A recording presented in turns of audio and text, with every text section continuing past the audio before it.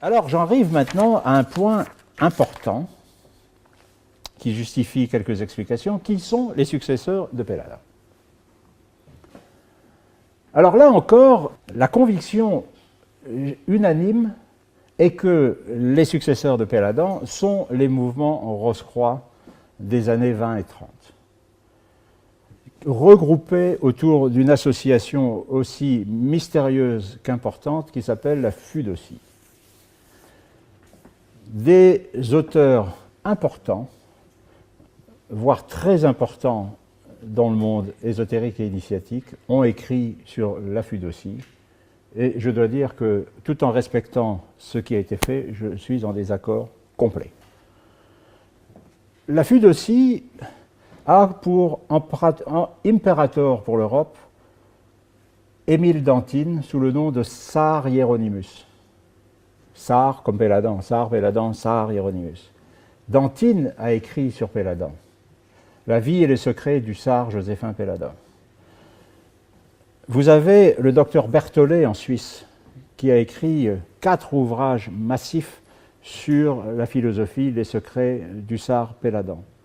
Tout ça, pour moi, ne sont que des extrapolations de ce que pensait Péladan, qui n'a jamais fait aucun rituel, qui n'a jamais fait aucune initiation et qui n'a jamais plus écrit dans aucun organe initiatique ni aucun organe de presse après qu'il ait quitté la Rose-Croix kabbalistique. Vous pouvez chercher les innombrables articles que Péladan a écrits dans de nombreux journaux, ça porte exclusivement sur l'art, l'architecture, plus tard après les Allemands avec la guerre qui se profile, etc.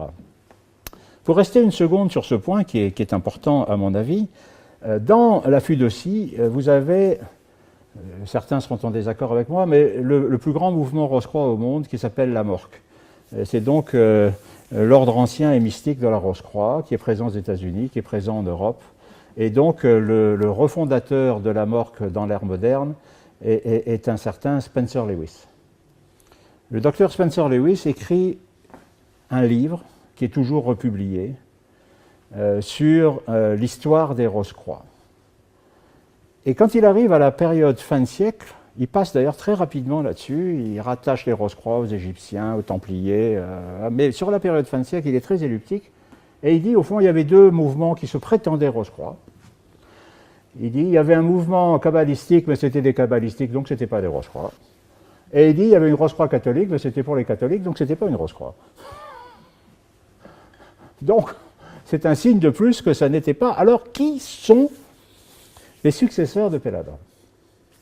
J'ai le grand plaisir de voir ici, dans cette salle, André Brasilier, qui est au premier rang avec son épouse.